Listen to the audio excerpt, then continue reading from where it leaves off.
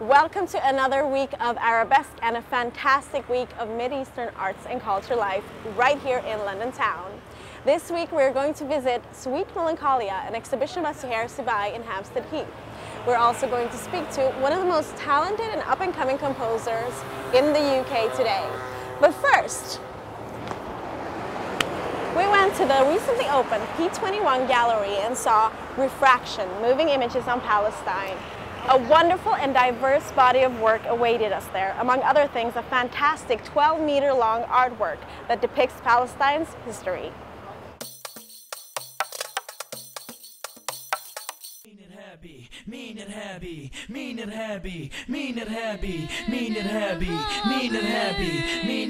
The exhibition at the P21 gallery, Refraction, seemingly suggests how artists are contesting key situations about Palestine. The ground floor of the gallery is dedicated to the works of three different notations. The honest and beautifully captured testimony for the right of return of a family from the Handarat camp near Aleppo, Dreams of Return by Nasser Soumi, welcomes us at the entrance. Two large monochrome canvases by Mohammed Al-Hawraji offer a poignant reminder of the power of painting of stilled lives.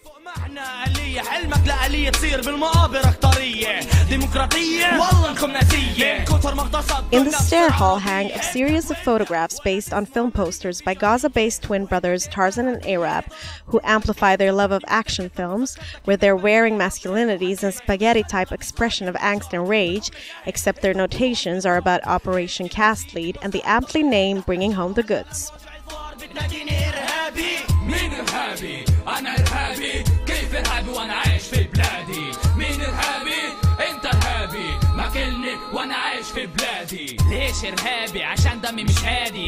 The most impressive notation is the monumental 12 meters long photo collage, Palestine, by Peter Kennard and Kat Picton Phillips, that covers the whole two-story high wall of the gallery.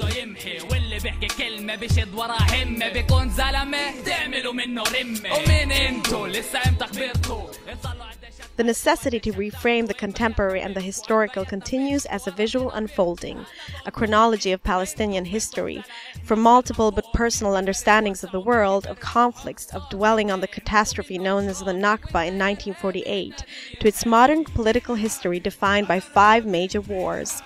One begins to realize the consistency of signifiers for the people they describe, the places they disclose, and moments they encapsulate.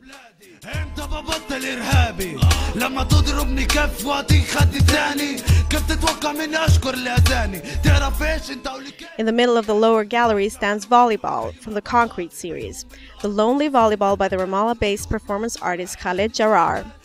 The volleyball is made of the concrete that Jarrar chipped away from the 8-meter high wall that divides his community. The volleyball is accompanied by a documentation of Jarrar with a hammer and chisel, passionately destroying the ugly symbol metaphor of the occupation. These concrete chips were recast as a concrete volleyball, the very symbol of the gendered game made dead.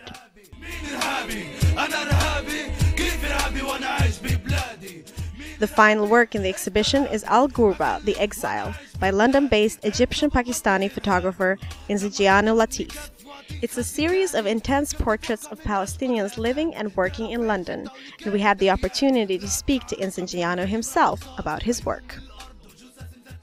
For me, it was a way to kind of understand, first of all, the issue of Palestine, the issue that many different people have been affected who are from Palestine, who are not Muslims, who are not anything specific. They are, in essence, they're all Palestinian, regardless of what faiths that they are.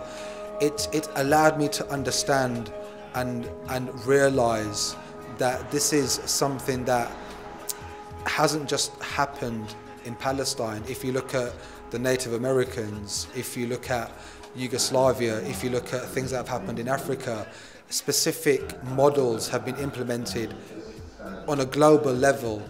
But for me, what I was really attempting to address was, I'm fed as a Westerner a very specific look at what the situation in Palestine is all about. So for me to meet people that are directly affected, to understand their version, their stories, was extremely breathtaking.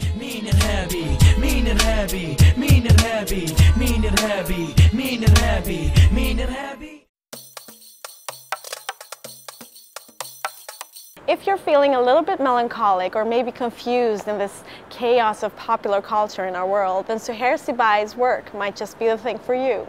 We went to see her new exhibition, Sweet Melancholia, in the beautiful area of Hampstead Heath.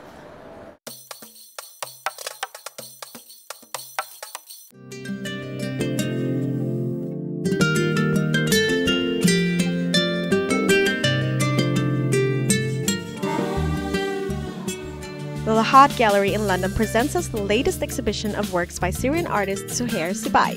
Through her work, Suhair explores the concepts of identity and the self, using the female form as her preferred medium.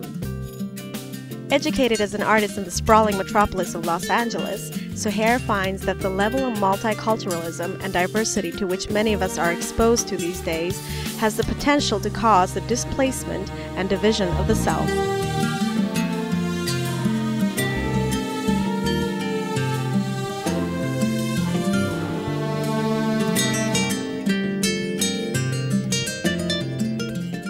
As a result, as Suhair posits, ideas and ideals are mingled and morphed. Metaphors are understood and misunderstood according to context and audience. Cultures cross and clash. All the while, the authentic self, if there is one, is via distortion, alteration, and compromise, made and unmade, struggling for accessibility to popular culture.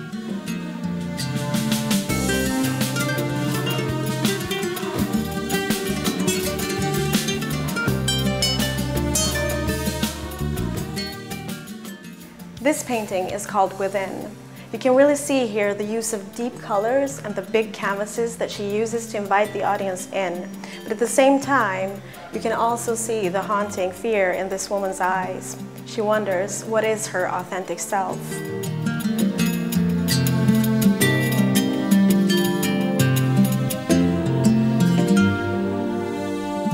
Accordingly, Suhair strives to determine who we are as individuals and how we came to end up in our current predicament.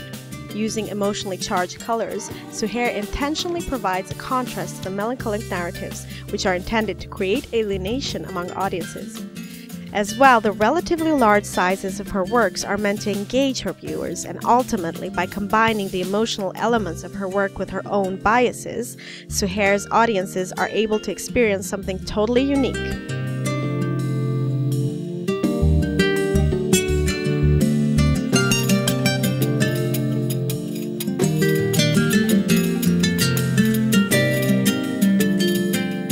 Suhair currently resides in Los Angeles, where she works as an artist full-time. In addition to LA, Suhair's work has been received with great enthusiasm elsewhere around the world in Europe and the Middle East. The question Suhair Sibai asks is, have we lost our individuality and drowned in a pool of multicultural and diverse possibilities that are available to us today? Whether you think so or not, it's a valid question, an intriguing question she asks, and has made her art irresistible to worldwide audiences. I think it will be a lifelong exploration for her, as one of her favorite quotations is said to be Hippocrates' old saying, "Life is short, art is long."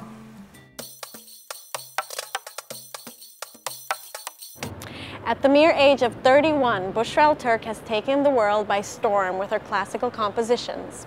Born and raised in England, this talented lady has Lebanese background, and she fuses her classical compositions with her Mid-Eastern tunes. We had a chance to speak to her about her music, her influences, and her future goals.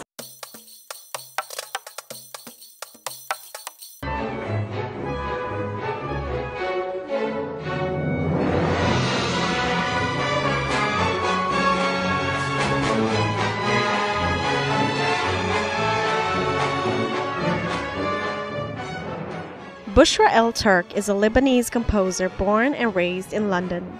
She is largely influenced by her Lebanese roots and debates Eastern and Western idioms which seek to question Eastern socio-political and socio-cultural issues in contemporary Western contexts, all the while leaning towards the absurd and theatrical. I'm very heavily influenced at the moment with music from the Middle East. But I also have been influenced by music from Eastern Europe. I mean, I have Lebanese parents. I grew up in London during while the civil war was happening in Lebanon. So my parents kind of nurtured this Arabic flavor in the household, although I was Western classically trained. So you can seek this kind of influence from both those worlds there, and kind of having it infiltrated into my kind of musical imagination from a young age.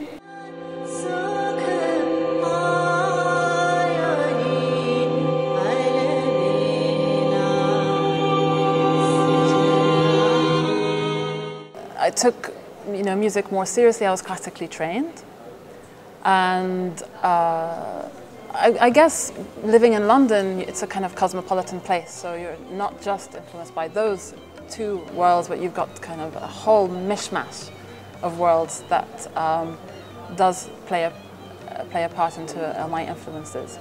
As a sense of musical inspiration, I mean, my initial point of this kind of eureka moment I had was when I was 17. I had a bird twittering outside my window on like the second day of the millennium. I was 17. It was twittering this rhythm, and I kind of imagined this whole piece, and I wrote it for orchestra. It was like so easy, it kind of wrote itself. So I had basically, inspiration from things that you wouldn't imagine really, from kind of nature, but also extra musical things. Now I'm influenced by things I read about, theatre, the visual arts, concepts that I kind of integrate into my music, and also the stuff that's happening in the Arab world.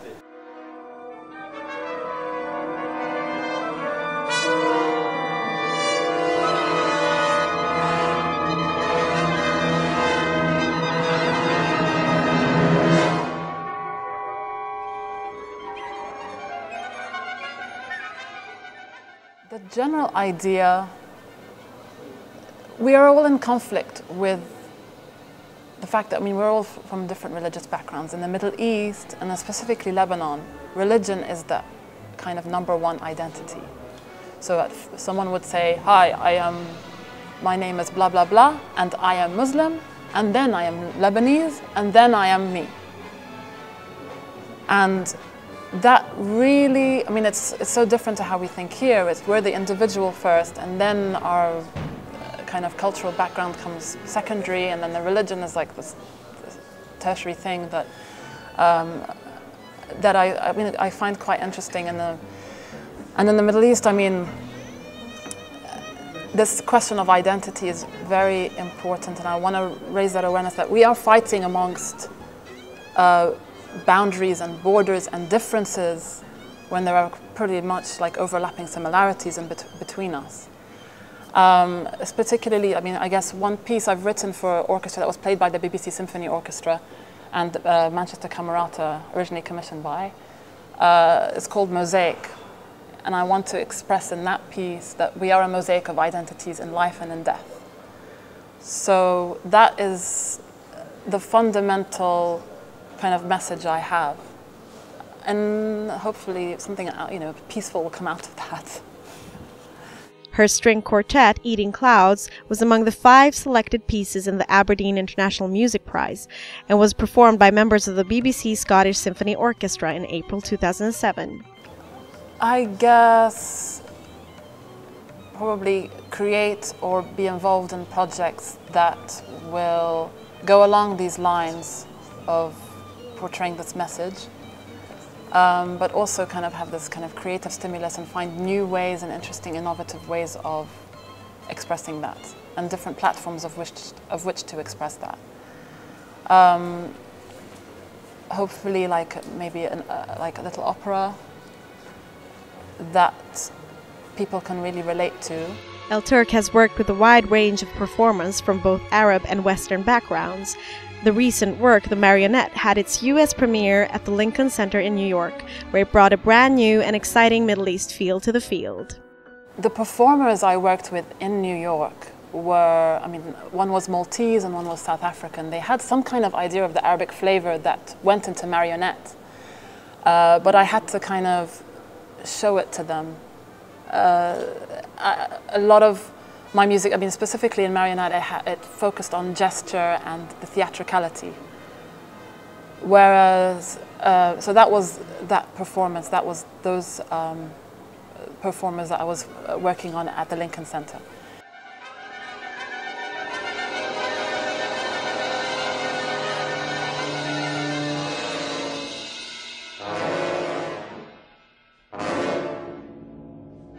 The person who premiered the piece, Wissam Basteni, in 2008, he's Lebanese. He had a very, very Arabic feel and sensuality and Arabic theatricality and dramaticism that came very natural and had an affinity with what I had originally written since we had this piece from conception. So, I mean, it doesn't necessarily matter where they're from,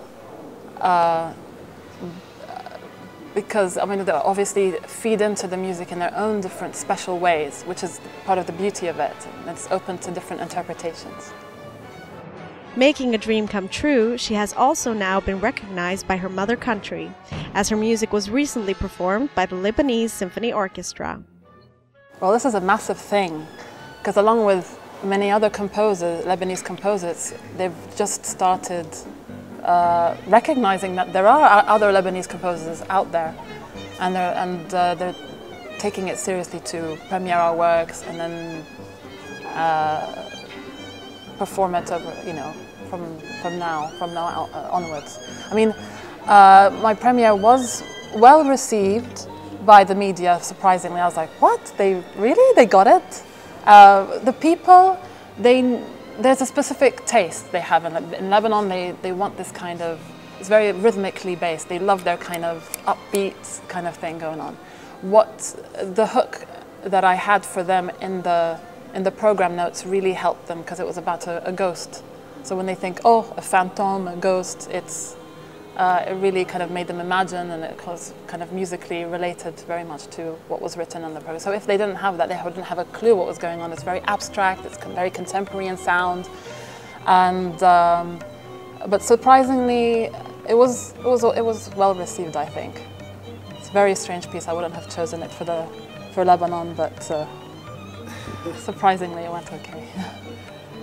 She is now well underway of rescoring the first feature-length animation film made in 1926 by German pioneer Lottie Rayner.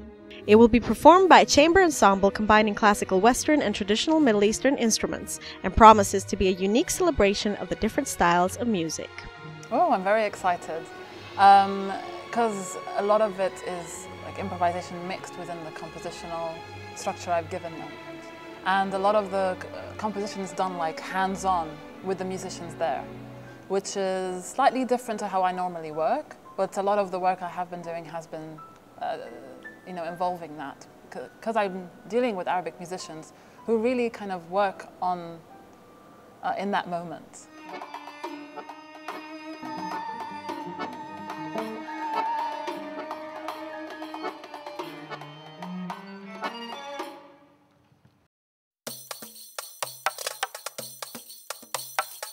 Thank you so much for watching. Join us next week as we continue to roam the streets of London for more Mid-Eastern arts and culture life here in Arabesque.